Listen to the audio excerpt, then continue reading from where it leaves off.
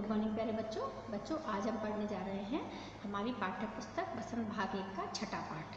कौन सा पाठ? 6 चैप्टर यानी पाठ 6, और जिसका नाम है पार नज़र के। और इस पाठ के लेखक कौन है? जयंत विष्णु नार्लिकर जी। इससे पहले हमने थोड़ा पाठ पढ़ लिया है, उससे आगे का भाग हम इस पाठ का आज पढ़ाने जा रही हूँ मैं आपको।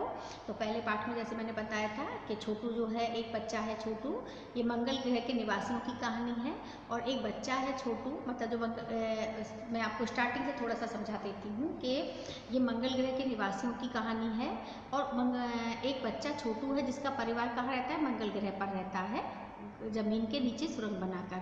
छोटू के जो पापा हैं वो सुरंग में काम करते हैं, ज़मीन के ऊपर सुरंग में अंदर जाकर वहाँ काम करते हैं। एक दिन छोटू के मन में आता है वो पापा का पास चोरी करके और सुरंग में चला जाता है, लेकिन वहाँ के लोग उसको पकड़ लेते हैं और उसके घर वापस पहुँचा देते हैं। तब छोटू के पापा उसको समझाते हैं कि वहाँ पर ऐसे नहीं जाया जा सकता, वहाँ जाने के लिए स्पेशल ट्रेनिंग की ज़रूरत होती है और एक स्पेशल तरह के कपड़े भी पहनने होते हैं, तभी हम वहाँ पर जा सकते हैं। तो ये सब उसके पापा उसे समझाते हैं। इतनी कहानी मैंने आपको पहले बताई थी। उसके पापा उसको बताते हैं कि पहले वो लोग भी ज़मीन के ऊपर रहा करते थे, लेकिन धीरे धीरे प्रकृति का संतुलन बिगड़ने लगा, एक एक करके लोग मरने लगे जीव, इसलिए उन्होंने ज़मीन के नीचे अपने घर बना लिए। तो पिछली क्लास में हमने बच्चों इतना पढ़ा था, इससे आगे का आज पढ़ते हैं। तो इससे आगे क्या होता है? उसके पापा जब उसको समझा रहे होते हैं कि पहले हम भी ज़मीन के ऊपर रहते थे, लेकिन प्रकृति का संतुलन बिगड़ा और एक एक करके ऑक्सीजन की कमी होने लगी होगी, तो एक एक करके जीव मरने लगे। फिर उन्होंने क्या किया? ज़मीन के नीचे अपने घर बना लिए, वो भी किससे? तकनीकी सुरक्षा के कारण। मतलब उन्होंने तकनीकी उसके कारण अपने घर जो है ज़मीन के नीचे बना लिए थे, और वो आराम से ज़मीन के नीचे घर बनाकर रहने लगे थे। क्योंकि जैसे उन्होंने बताया तकनीकी ज्ञान के आधार पर उन्होंने बहुत सारा ऐसा वो किया और उन्होंने अपने घर जो है ज़मीन के नीचे बना लिए।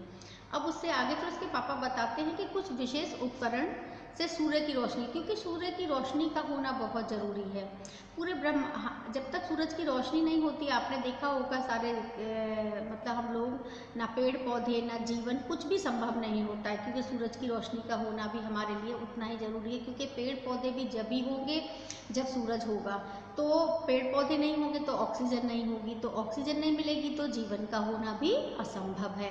तो उसके पापा उसको यही समझाते हैं कि कुछ विशेष उपकरणों से सूर्य की रोशनी का प्रयोग करके उन्होंने क्या क्या जीवित रहने में मदद करते हैं, मतलब विशेष उपकरणों से सूर्य की रोशनी को पहुंचाते हैं ज़मीन के नीचे, जिसके कारण उनका जीवन संभव हो पा रहा है। उसके पापा जो है उसको समझा रहे हैं कि कैसे वो ज़मीन के नीचे रह पाते, क्योंकि वहाँ पे ऑक्सीजन नहीं है, तो वो कहते हैं, और सूरज की रोशनी भी ज़मीन के नीचे नहीं जाती है। तो वो उसको समझाते हैं कि कैसे अपने तकनीकी उनके कारण उन्होंने सूरज की रोशनी को उपकरणों की सहायता से जीवित रहने में उनको मदद कर रहे हैं। वो जो सूर्य की रोशनी जो है उसका प्रयोग कैसे कर रहे हैं? विशेष उपकरणों के द्वारा। विशेष तरह के उपकरण हैं जिनके द्वारा सूरज की रोशनी को वो नीचे ले लेते हैं, जिससे वो जीवित रहने में उन्हें मदद मिल रही है। फिर उसके बाद उसको समझाते हैं कि उन उपकरणों की जो देखभाल है वो बहुत ही सतर्कतापूर्वक करनी पड़ती है। और उसके पापा क्या करते थे? उन उपकरणों की देखभाल ही करते थे, क्योंकि वो कहते हैं कि वो जो हमने उपकरण लगाए हुए हैं जो सूर्य की रोशनी ज़मीन के नीचे पहुंचने में मदद करते हैं, जो जिससे उनका जीवन संभव है, वो वही वर्क किया करते थे। उसके पापा काम करते थे, तो वो उसको समझाते हैं कि बहुत सतर्कता से, बहुत ध्यान से उनकी देखभाल करने की ज़रूरत पड़ती है।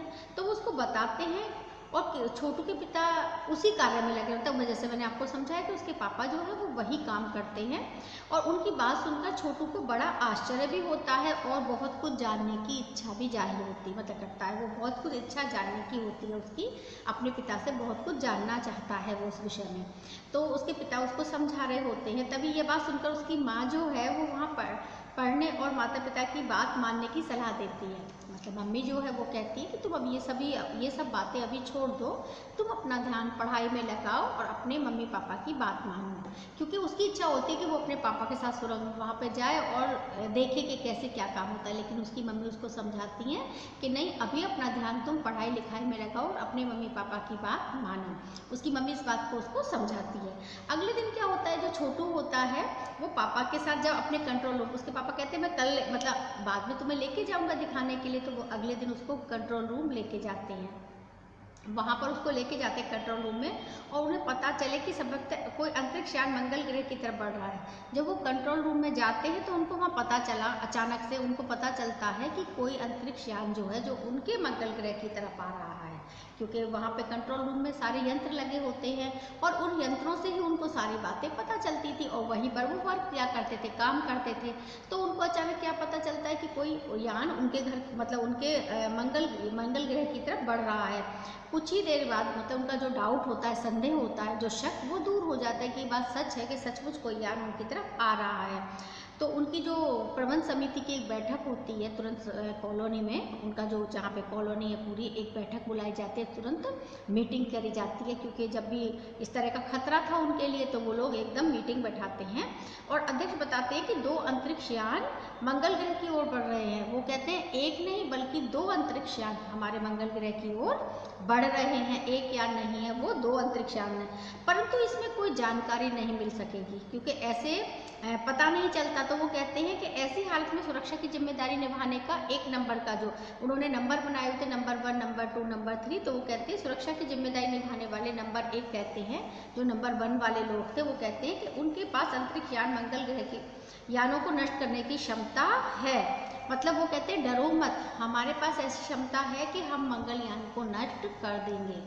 मतलब तुम इससे घबराओ मत, अगर वो मंगलयान हमारी तरफ आ भी रहे हैं तो हमारे अंदर ऐसी काबिलियत है, मतलब क्षमता है, हमारे पास पूरी ताकत है कि हम उनको यानों को नष्ट कर देंगे। वो उनको समझाते हैं, जो नंबर 1 वाले जो समिति के लोग होते हैं। फिर क्या होता है, नंबर 2 वैज्ञानिक होते हैं। नंबर 2 जिनको दिया जाता है वो वैज्ञानिक होते हैं सबके सब। तो वो वैज्ञानिक कहते हैं, नंबर 2 के जो वैज्ञानिक वो समर्थन करते हुए कहते हैं कि यंत्रों को बेकार कर देने से दूसरे ग्रह के लोगों को उनके बारे में पता चल जाएगा। मतलब जो 2 नंबर के लोग होते हैं, जो नंबर 2 के लोग होते हैं, वो कहते हैं परंतु उनके पास उन यानों को नष्ट करने की क्षमता तो है, पर उनको कोई जानकारी नहीं मिल सकेगी। अगर वो उन यानों को नष्ट कर देंगे, वैज्ञानिक क्या कहते हैं, अगर उन यानों को आप लोग नष्ट कर दोगे तो फिर हमें उनके विषय में जानकारी कैसे प्राप्त होगी, क्योंकि कौन यान है, ये क्यों हमारे मंगल ग्रह पर आया है।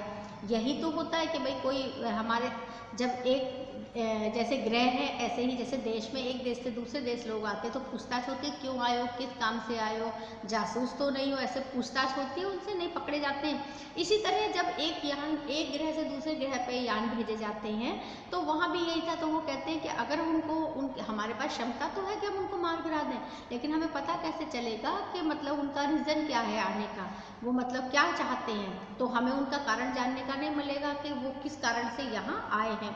तो वो नंबर 1 का समर्थन करते हुए कहते हैं कि यंत्रों को बेकार कर देने से दूसरे ग्रह के लोगों के बारे में हमें पता नहीं पता चल जाएगा, इसलिए अच्छा यही है कि बस अवलोकन करते रहें, मतलब हम उसके ऊपर निगाह रखते रहें कि वो यान जो यहाँ आ रहे हैं वो किस लिए आ रहे हैं, उनकी इच्छा मतलब वो क्या चाहते हैं हमसे।